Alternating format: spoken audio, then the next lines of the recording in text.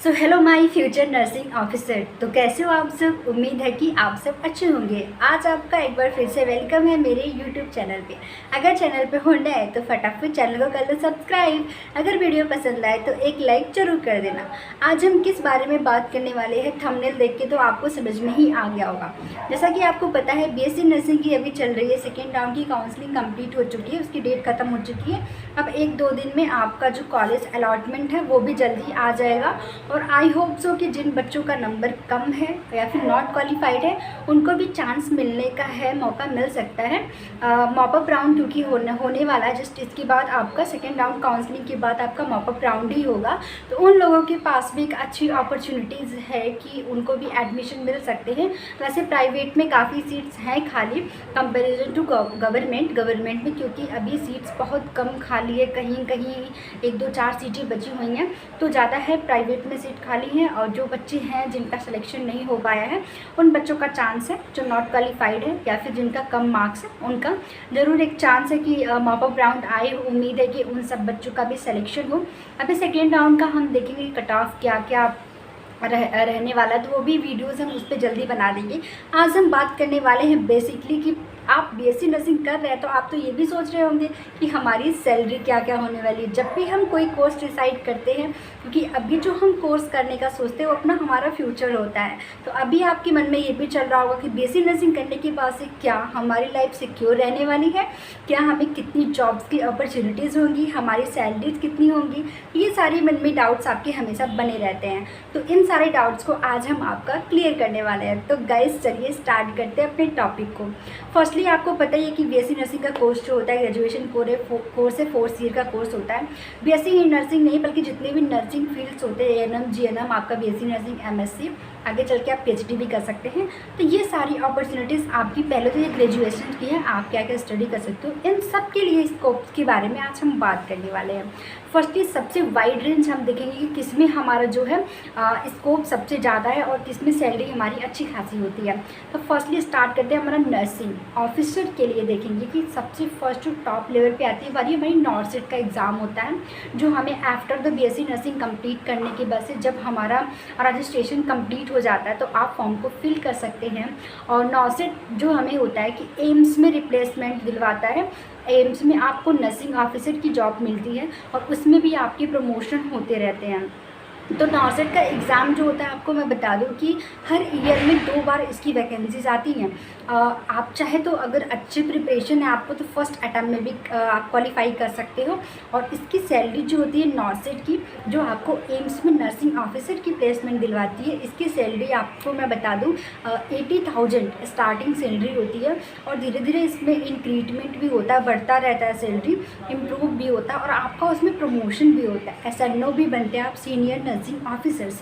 ऐसे ऐसे करके जैसा जैसा आपका एक्सपीरियंस बढ़ता है वैसे वैसे आपकी सैलरी भी बढ़ती जाती है। फर्स्टली गाइस हो गया हमारा नॉर्सेट के लिए एम्स में रिप्लेसमेंट जो दिलवाती है उसके लिए हमको एग्ज़ाम देना पड़ता है। नॉर्सेट का पूरा मतलब होता है nursing officer common recruitment eligibility test, जो आपको देना होता है। गैस ये तो हमारी हो गई नर्सिंग ऑफिसर, जो सबसे टॉप लेवल पे आपका एग्ज़ाम है, जो ऑल इंडिया ओवर रैंक पे सबका होता है। इसमें सिलेक्शन आप चाहे किसी भी स्टेट से बीएससी नर्सिंग कर रहे हो आप इसमें फॉर्म फिलअप कर सकते हो। इंडिया में आप कहीं से भी बीएससी नर्सिंग कंप्लीट किए हो आप नॉर्सेट का फॉर्म फिल कर सकते हो, इसका एग्ज़ाम दे सकते हो आप। गाइज हम सेकेंडली बात करते हैं कि हमारा सेकेंड जॉब क्या रहता है। तो सेकेंड जॉब आप कर सकते हैं, आप मिलिट्री नर्सेस में कर सकते हैं। मिलिट्री नर्सेस में आप देख सकते हैं बहुत सारे एयर फोर्सेस होते हैं, आपका नेवी होता है, फिर आपका उसके बाद एयर फोर्स लाइन होती है, बहुत सारे इसमें इंक्लूड होते हैं। आप वहाँ पे जाके जॉब कर सकते हैं। मिलिट्री नर्सेस की सैलरी काफ़ी अच्छी होती है। ऐसा नहीं है कि जो नर्सेस को जॉब मिलता है सिर्फ उनके लिए सुविधाएँ होती हैं, उनके साथ साथ उनकी फैमिलीज़, जो उनके हस्बैंड, जो बच्चे होते हैं, उनके लिए भी काफ़ी सारी सुविधाएं प्रोवाइड करवाई जाती हैं जब आप मिलिट्री नर्सेस में आप सिलेक्शन आपका होता है तो, और नॉसेट में भी जब आप एम्स में प्लेसमेंट पाते हैं, वहाँ पे जॉब करते हैं, तो वहाँ पे भी सेम थिंग्स होती है कि वहाँ पे भी आपके साथ साथ आपकी जो फैमिली है, आपके आप अगर गर्ल बॉय, पहली बात तो लड़का और लड़की दोनों कर सकती है जॉब, ऐसा कुछ नहीं है कि सिर्फ गर्ल्स कर सकती हैं, बॉयज़ भी कर सकते हैं जॉब, वो सब भी फॉर्म भर सकते हैं, सभी एग्ज़ाम दे सकते हैं, सबके लिए वैकेंसीज होती हैं। बस थोड़ा सीट का रेशियो इधर उधर होता है कि 80-20 का रेशियो होता है, बॉयज़ के लिए 20 और गर्ल्स के लिए 80 का रेशियो ऐसे चलता है, बस इतना सा डिफरेंस होता है, बाकी कोई डिफरेंस नहीं होता है। तो ये हमारा मिलिट्री और नॉसेट जितने भी होते हैं हमारे एग्ज़ाम, वो सबको आपके साथ साथ आपकी फैमिली को भी काफ़ी सारी चीज़ें प्रोवाइड करवाती हैं, आपके फैमिली के हेल्थ के रिगार्डिंग हो या फिर आपके बच्चे हो उनसे रिगार्डिंग हो, सबके लिए वो केयर प्रोवाइड करता है। चाहे आपको रहने के लिए, वो जहाँ भी आप जॉब करते हो रहने के लिए कई हॉस्पिटल्स प्लेस भी देते हैं आपको, वहाँ पे भी रूम मिलते हैं, आप वहाँ पे भी रह के अपना जॉब कर सकते हैं, या फिर आप बाहर से भी रूम लेके अपना जॉब कर सकते हैं।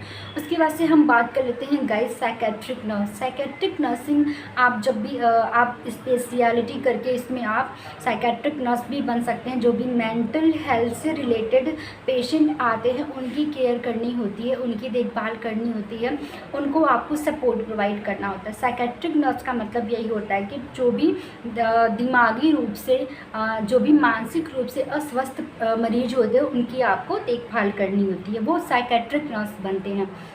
बहुत सारे बच्चे होते हैं जिनको साइकेट्रिक में वो इंटरेस्ट होता है, तो वो बच्चे साइकेट्रिक नर्सिंग करके आगे उसमें अपना करियर इम्प्रूव कर सकते हैं। उसके बाद से गाइज हम बात कर लेते हैं कि आप स्टाफ नर्स की जॉब कर सकते हैं। स्टाफ नर्स स्टेट लेवल पे, ब्लॉक लेवल पे, डिस्ट्रिक्ट लेवल्स पे बहुत सारी वैकेंसीज आती रहती हैं, आप उसकी जॉब कर सकते हैं। और गैस मैं मिलिट्री नर्सेज़ की सैलरी बताना भूल गई कि मिलिट्री नर्सेज़ की भी सैलरी 1 लाख से ऊपर जाती है आपकी, और एम्स की भी सैलरी 80,000 से आपकी स्टार्टिंग है और वो बढ़ती जाती है, 1 लाख से अबव भी जाती है। मिलिट्री नर्सेज़ की भी सेम थिंग्स होती है, और स्टेट लेवल की स्टाफ नर्सेज़ की वैकेंसीज होती हैं वो भी आती रहती हैं, और स्टाफ नर्स के तौर पे भी आप काम कर सकते हो, उसमें भी सैलरी आपकी 50-60 अप्रॉक्स जाती है, 1000 अप्रॉक्स जाती है, और वो भी उसमें भी बढ़ती रहती है सैलरी, और उसमें भी आपका प्रमोशन होता है। अब हम बात कर लेते हैं रेलवे नर्स के बारे में। आरआरबी की वैकेंसीज तो आपने सुनी होगी, रेलवे नर्स की, स्टाफ नर्स की भी वैकेंसीज आती हैं, और उसकी भी सैलरी काफ़ी अच्छी खासी आती है, वो भी सैलरी आपकी 80,000 से अप्रॉक्स ही होती है, ऊपर ही जाती है, और उसमें भी आपका प्रमोशन होता है। ऐसा नहीं है कि आपका 80,000 से अगर स्टार्ट हो रहा है तो आपका उतने पे स्टॉपेज, ऐसा नहीं होता है, आपका उसमें भी सैलरी जो है बढ़ती रहती है, आपका प्रमोशन होता रहता है। तो आरआरबी की जो वैकेंसीज आते हैं, रेलवे की नर्स की वैकेंसी जो आती है वो भी काफ़ी अच्छी वैकेंसीज होती है, और ऐसा नहीं है कि आपका रिस्पेक्ट नहीं मिलता। सारी वैकेंसीज में जितने भी आ रही है मैं बता रही हूँ, उसमें भी आपका फुल रिस्पेक्ट मिलता है, आपका जो वर्क है उसमें काफ़ी अच्छा रहता है। अगर आप ये वैकेंसीज आते हैं, आप उसको क्वालिफाई कर लेते हो तो आप अपने हर एक ड्रीम को कंप्लीट कर सकते हो। इसके साथ साथ अदर वैकेंसीज भी आपको हम बताने वाले हैं, तो वीडियो के साथ कंटिन्यू बने रहना। कुछ बच्चे होते हैं जिनको कि क्या होता है कि क्लिनिकल, जितने भी मैंने अभी बताए वो सब क्लिनिकल से रिलेटेड हैं। इसके साथ साथ आपके पास अदर भी जॉब के ऑप्शन होते हैं, जैसे कि आप अब्रॉड जा सकते हैं, या फिर आप क्लिनिकल नहीं करना चाहते तो आप टीचिंग में अपना करियर बना सकते हैं आफ्टर द नर्सिंग करने के बाद से। जैसे कि आप अगर आपको क्लिनिकल नहीं करना है तो आप टीचिंग कर सकते हैं, एज ए नर्सिंग ट्यूटर की जॉब कर सकते हैं। प्राइवेट में भी आपके लिए अवेलेबल होता है और गवर्नमेंट में भी आपके लिए ये जॉब अवेलेबल होती है, नर्सिंग ट्यूटर की जॉब कर सकते हैं। आफ्टर द बीएससी करने के बाद से बहुत सारे एम्स में या फिर बहुत सारे कॉलेज, तो गैस उसके बाद से एमएससी करने के बाद से असिस्टेंट प्रोफेसर आप हो जाते हैं। आप एक वाइस प्रिंसिपल के तौर पे आप प्राइवेट में भी जॉब कर सकते हैं। उसके बाद से अगर आप पीएचडी कर लेते हैं, ये मैं आपको ऑप्शन बता रही हूँ, अगर आप क्लिनिकल नहीं करना चाहते हैं, आप टीचिंग में अपना करियर बनाना चाहते हैं, तो बीएससी एमएससी उसके बाद से आप पीएचडी भी कर सकते हैं। उसके बाद पीएचडी कंप्लीट करने के बाद से आप आप एक प्रोफेसर हो जाते हैं, एज अ प्रिंसिपल के तौर पे आप एक नर्सिंग इंस्टीट्यूट में वर्क कर सकते हैं और अपने स्किल्स को डेवलप करके और भी हाई अथॉरिटी पे आप प्लेस कर सकते हैं अपने आप को, वहाँ भी आप वर्क कर सकते हैं। और गाइस यकीन मानो कि वहाँ की सैलरी काफ़ी अच्छी होती है, अपने इंडिया में रह के भी आप अच्छी खासी सैलरी ले सकते हो और एक प्रॉपर रिस्पेक्ट के साथ अपने स्टैंडर्ड को इम्प्रूव कर सकते हो।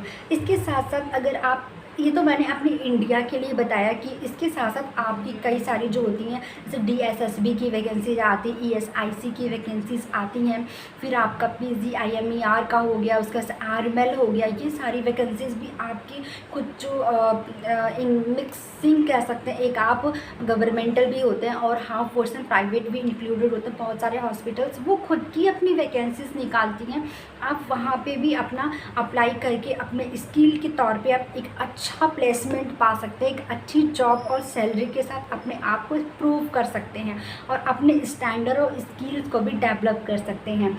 उसके साथ साथ गाइस, अगर आप, ये तो इंडिया की बात हुई, अगर आप अब्रॉड जाके जॉब करना चाहते हैं तो बहुत सारे प्लेटफॉर्म हैं जहां से आपको एग्ज़ाम क्वालिफाई करके जाना होता है।